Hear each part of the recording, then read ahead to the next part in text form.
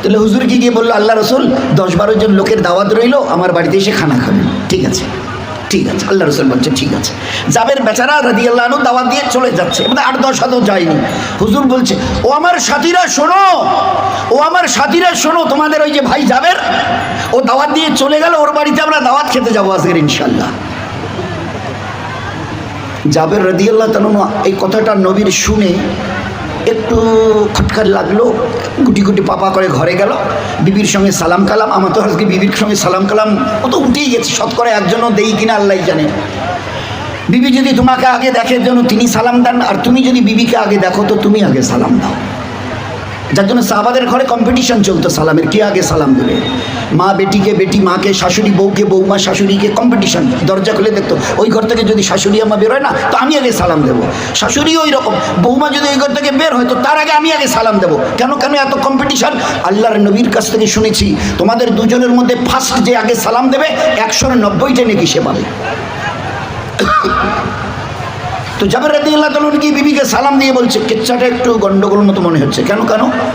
তা বলে আমি তো নবীজিকে বলেছি 10-12 জনকে নিয়ে আমার বাড়িতে আসবেন বলে দাওয়াত দিয়ে, বলছি আল্লাহ রাসূল বলে হ্যাঁ ঠিক আছে যাও। আমি চলে আসছিলাম, হুজুর এবারে বলছে, ও আমার সাথীরা শোনো, জাবেরের বাড়িতে আমাদের দাওয়াত আছে, সবাই যাবো গো। হ্যাঁ তো ঠিক আছে, তুমি 10-12 জনের দাওয়াত দিয়েছো তো 10-12 জন নিয়ে আসবে। আরে না, উনি বললেন যে আমরা সবাই জাবেরের বাড়িতে দাওয়াত খেতে যাবো। ঠিক আছে, সবাই আসবে। আরে পাগলি, আমাকে তো জিজ্ঞাসা করবে কতজন নবীজির সঙ্গে আছে। হ্যাঁ বলো বলো কতজন? তোমরা তা প্রায় 1500 হবে, তা প্রায় 1000 তো হবে। কোন দিনের কিচ্ছা? ওই যে দিনের ব্যাপারে আমাদের ঘরের ছোট ছোট বাচ্চারা গজল গায় না, আমার নবী আর সাহাবারা পেটে পাথর বেঁধেছিল, 3 দিন পেটে কোনো খানা আর পানি পড়েনি, ওই পাথর বাঁধা দিনের এই কিচ্ছা। নবীজির পেটে 2টো পাথর আর 1500 সাহাবা কম বেশি একটা করে প্রত্যেকের পাথর। কেন? 3 দিন তাদের পেটে কোনো খানা আর কোনো পানি যায়নি, না খানা না পানি, এইভাবে ভুখা অবস্থায় 3 দিন। আর ওই ভুখার তো সাথীদের নিয়ে 1500কে নিয়ে নবীজি আসে 12-13 জন লোকের খানা খেতে। দিন বুঝতে চেষ্টা করি ভাই, আমি খুব খুব ছোট হয়ে আপনাদের কাছে হাত পা ধরে অনুরোধ করছি, দিনকে যেন মজাক না বানায়। যে দিনের জন্য লাখো সাহাবা কিভাবে গলা কাটিয়েছে, দ্যাট উই ক্যান্ট ইমাজিন, ভাবতে পারবো না। এক একজন মেয়ে ছেলে কিভাবে কোরবানি দিয়েছে, that we can't imagine in this century, ভাবতে পারবো না। একটা মেয়ে ছেলে সাহাবাদের ঘরে আল্লাহ দেখিয়ে দিয়েছে।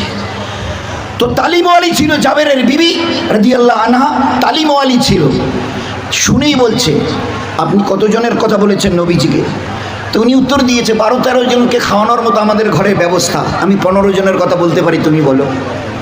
বলে বাস বাস বাস, আর কিছু আপনাকে, আপনি 12-13 জনের কথা বলেছেন, আল্লাহ রসুল 1500, 15,000, 15 লাখ কি নিয়ে আসবে আমাদের দেখার দরকার নেই। আল্লাহ রসুল নিজের তরফ থেকে যখন এলান করেছে তার ইজ্জত আল্লাহই রাখবে, আমার নবীর ইজ্জত আল্লাহই রাখবে। আমাদের যতটুকু ক্যাপাসিটি ওটুকু আমরা করে দিই, ব্যবস্থা যতটুকু ওটুকু ইন্তজাম করে দিই, হয়ে গেল। নবীজি 1500 কি নিয়ে চলে এলেন জাবের রাদিয়াল্লাহু আনহু। বিবি বলছে ঘরে তো ছিল বোধহয় একটু আশপাশে রান্না, বলে পেকে গেছে, দাও। সাহাবাদের বলল পরিবেশন করো। পুরো 1500 সাহাবা 3 দিনের ভুখা, ওই 12-13 জনের খানা পুরো খেয়ে এবারে হাত মুখ ধুয়ে আল্লাহ রসুল ইজাজত দেন হাঁটি। তা বলে হ্যাঁ হাঁটো, একটু অপেক্ষা করো। ওই হাড়গুলো কচি বাচ্চা, বোঝাই যাচ্ছে ছাগলের বড় ছোট কচি বাচ্চা। নবীজি দেখেই বলে দিয়েছে হাড়গুলো চিবাইও না, ছোট ছোট ছোট বকরির বাচ্চা তো, হাড়গুলো চিবালে গলে যাবে, হাড়গুলো উপরের গোশটা খেয়েও হাড় চিবাইও না। এবারে খাওয়া যখন সবার শেষ হলো, উঠেছে, হুজুর বলছে সাহাবাদের, ও হাড়গুলো তুলে এনে আমার হাতে দাও। আল্লাহর নবী সাল্লাল্লাহু আলাইহি ওয়াসাল্লামের হাত মোবারকে ওই হাড় কটা দেওয়া হলো। বলছে ও জাবেরের বিবি, তুমি তোমার ছাগলের বাচ্চাকে সামলাও, বলে হাত মোবারক থেকে হাড় কটাকে তার ঘরের দরজার দিকে ছুড়ে দিয়েছে। যেই জমিনে পড়ে গেছে, যে বকরিটাকে জবাই করা হয়েছিল, সেই বকরিটা আস্ত জেন্দা হয়ে ম্যা ম্যা করে ঘরের ভিতরে চলে গেছে। হুজুর বলছে এবারে, ও জাবেরের বিবি, তোমার স্বামী ঘুরে এলে তোমরা সবাই ও খানা খেয়েও। শোনো, এরপরেও যদি ও খানা আল্লাহ বাঁচিয়ে দেয় না তো আশপাড়শিকে, পাড়া প্রতিবেশীকেও দিও। খোদায়ে পাকের কসম, মুসলমানের হাত লাগানো ওই খানা 1500, ও বাড়িওয়ালা ওয়ালি পুরো মদিনার প্রত্যেকটা ঘরে ওই খানা আল্লাহ পৌঁছে দিয়ে দেখিয়ে দিয়েছে। তারপরে আল্লাহ পাক জিজ্ঞাসা করছে, ও সিতাই হালকার আমার হাবিবের উম্মতের পুরুষ, আমার হাবিবের উম্মতের মা বোনেরা, ওই জাবেরের বাড়ির বরকত তোমরা নেবে? তো জাবেরের বাড়ির বরকত তোমরা নেবে? করবে একটু আমার দিনটার একটু অন্তত পক্ষে কদর, করবে আমার দিনটার একটু ইজ্জত? দেখো তো, আমি ওই আল্লাহ যে 12-13 জনের খানাকে আমি পুরো মদিনার হর ঘরের ঘরওয়ালাদের খাইয়ে দিয়েছি। আল্লাহ দেখিয়ে দিয়েছে, আল্লাহ দেখিয়ে দিয়েছে। ইমাম হাসান হোসাইন হজরতে জাবের কয়জন হলো ভাই? কয়জন হলো? ইমাম হাসান হোসেন 2 ভাই আর হজরতে জাবের রাদিয়াল্লাহু তাআলা 3 জন মক্কার সফরে ছিলেন। চলতে চলতে খিদে লেগে গেছে, দেখে সামনে একটা ঝুপড়ি, কে আছেন ভিতরে? তো বুড়িমা বেরিয়ে এসছে। কেন বাবা? তো বলে আমরা হজের সফরে, আমরা হাশিমি খানদানের, তো একটু এখানে দোকান খামার কোথায় কাছাকাছি? তো বলেন এখানে তো কোনো দোকান খামার বলে কিছু কিনে খাবার মতো, তা বলছে যে নেই। বললে আমাদের লম্বা সফর করে আমরা আসছি, তো হজের সফর হচ্ছে আমাদের। ও আচ্ছা আচ্ছা, তাহলে এক কাজ করো না, ওই তোমরা ওই এক কাজ করো, ওই আমার ওই বকরি একটা আছে, ওর দুধ দিয়ে দাও, আমি তোমাদের বর্তনে করে দেবো, দুধটা পান করো। আর আমার বুড়ো মিয়া তো নেই, এখনই এসে যাবে, পরে ওটাকে জবাই করে তোমাদের রান্না করে খাইয়ে দেবো। কোন বকরি? যে বকরিটার দুধ এরা ছাকে আর বাজারে বিক্রি করে এদের সংসার চলে। একিন কতটা! আমার আল্লাহ কত বড় কুদরতওয়ালা, কত বড় রাজ্জাক খিলানেওয়ালা, আল্লাহ দেখিয়ে দিয়েছেন, দেখিয়ে দিয়েছেন।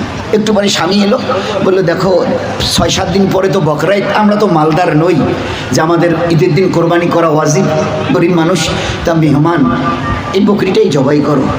আল্লাহর নবী বলতেন, তোমরা আল্লাহ এবং আখিরাতে যারা বিশ্বাস রাখো তারা মেহমানের হক আদায় করিও। তোমার নবী, আমাদের নবীর হাদিস তোমার মনে নেই যে আল্লাহ এবং আখিরাতে বিশ্বাস করবে সে যেন মেহমানের হক আদায় করে। এরা অপরিচিত মেহমান, এখানে কোনো দোকান খামার নেই, এরা বোকা, আর আমরা এত গরিব যে বকরিটা ছাড়া আমাদের কাছে কিছু নেই। তা তুমি বকরিটা জবাই করে দাও না, আমি রেঁধে বেড়ে দিই, ওরা খেয়ে খুশি হবে, দোয়া দেবে, আমাদের আখেরাত বনবে, আমাদের আখেরাত বলবে গো, আমাদের আখেরাত বলবে। আমরা পুরুষরা আজ আমাদের ঘরের মা বোনেরা জানেই না আখেরাত কাকে বলে, জানি না আখেরাত কার নাম, জানি না।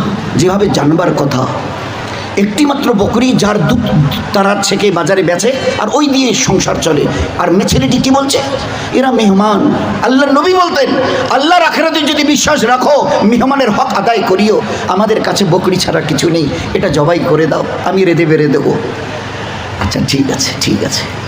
বকরিটাকে এবারে রশি সমেত স্বামীর হাতে তুলে দিল, বলে দিল দেখো বাচ্চাগুলো, আমাদের 3-4টে বাচ্চা, প্রতিদিন এই বকরিটাকে নিয়ে গিয়ে ওরাই ঘাস পাতাটাতে খাওয়ায়, আর ওরা যদি দেখে যে তুমি জবাই করেছো একটু দুঃখ পাবে, তো ঘরের পিছনে নিয়ে গিয়ে জবাই করো। হ্যাঁ ঠিক বলেছ। এবারে ও মিয়া নিয়ে ঘরের পিছনে বকরিটাকে জবাই করেছে। ইনি ও বাড়িওয়ালি আল্লাহওয়ালি, এ তাড়াতাড়ি করে তেল পেঁয়াজ মরিচের রান্নার জন্য যেরকম ইন্তজাম করতে হয় ওরকম রান্নাঘরে ইন্তজাম করে ব্যবস্থা করে রেখে রান্নাঘর থেকে বাইরে বেরিয়েছে। তো বাইরে যখন বেরিয়েছে রান্নাঘর থেকে বাইরে, তো দেখে যে ওই বকরিটা বারান্দায় দাঁড়িয়ে আছে। তো স্বামীকে চিৎকার করে বলছে, হ্যাঁ গো তুমি কই গেলে গো? তো বলে যে ঘরের পিছনে, আমাদের ঘরের পিছনে। তো তুমি ওখানে বের কী করছো? তো বলে কেন গোস্ত করছি। তাহলে তুমি ঠিক করে বলো, তুমি সত্য কথা বলো, তুমি কি করছো? বলে কোনো বকরিটা জবাই করে আমি গোস্ত কাটাকুটা করছি। তাহলে তুমি এসে দেখো তো আমাদের বকরিটাতে বারান্দায় দাঁড়িয়ে আছে, আমাদের ওই বকরিটা তো বারান্দায় দাঁড়িয়ে আছে। তো বলছে তুমি এসে দেখো আমি জবাই করে গোস্ত কুটাকুটি করছি কিনা, তুমি এসে দেখো। বিবি গিয়ে দেখে গোস্ত কাটাকুটো হচ্ছে, আর স্বামী এসে এবারে ঘরের বারান্দায় তাকিয়ে দেখে ওই বকরিটা দাঁড়িয়ে আছে। মেহমানকে খাইয়ে দিয়ে পাঠিয়ে দিল। এরপরে ওই বকরির দুধ যখন এরা ওই টাইমে বর্তন নিয়ে গিয়ে বসেছে, এই বাটটা ধরে যখন টান দিয়েছে তো দুধ বের হচ্ছে, আর একটা বাট যখন হাত দিয়ে টান দিয়েছে তো মধু বের হচ্ছে। দুধ আর মধু পুরো এলাকা সবার কানে পৌঁছে গেছে, নাম ধরে বলছে ওই ফিদ্দা মেটা, ওই বোন, ওদের বাড়িতে একটা দুধ আর মধুওয়ালি বকরি আল্লাহ দিয়েছে। আল্লাহওয়ালা দেখবার জন্যে যে হকিকত আল্লাহ কতটা করেছে, আরও যাতে একিনটা আল্লাহর প্রতি মজবুত হয়, খবর নিয়ে তার বাড়িতে এসে, বোন হেন্দা ঘরে আছেন? বলে আছি। আপনাদের ওই বকরিটা বলে ওই যে বাঁধা আছে, বলে এটা বলে দুধ আর বকরি দেয়, দুধ আর মধু দেয়? বলে হাঁটা দেয়। কতটা দেয়? বলে আপনি কতটা নেবেন? তা বলে যদি আপনি বলেন 10 কেজি তো এই বকরি 10 কেজি দুধ 10 কেজি মধু দেবে। আপনি যদি বলেন আজকে 1 মণ দুধ 1 মণ মধু, খোদার কসম 1 মণ দুধ 1 মণ মধু দেবে এই বকরি। আপনার দিলের ইরাদার সঙ্গে এই বকরি দুধ আর মধু দেয়। আপনি যদি মনে করেন এর থান থেকে আজকের 5 মণ দুধ 5 মণ আমি মধু নেব, তো খোদার কসম এই বকরি 5 মণ দুধ আর 5 মণ মধু দেবে আপনাকে। আল্লাহ দেখিয়ে দিয়েছে। ইমানওয়ালার জীবন যখন ইমানের লাইনে ওইভাবে তৈরি হয়েছিল, আল্লাহ মদদ দিয়ে দেখিয়ে দিয়েছে। এসব এখন আমাদের কাছে আকাশ কুসুম কল্পনার মতো হয়ে গেছে, এসব কল্পনাতীত হয়ে গেছে, কল্পনার মতো। এটা কি করে, হাউ ইট উইল পসিবল, এটা কি করে হবে? আর আল্লাহর কাছে কোনটা অসম্ভব? আল্লাহকে বলে উনি কুদরতওয়ালা। আচ্ছা কুদরতওয়ালা কাকে বলে বলেন? কুদরতওয়ালার ডেফিনিশনটা কি?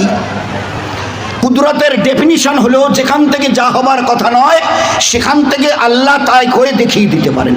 যেখান থেকে যা হবার কথা নয় আল্লাহ সেখান থেকে তা করে দেখিয়ে দিতে পারেন। এই ক্ষমতা যিনি রাখেন তিনি কুদরতওয়ালা।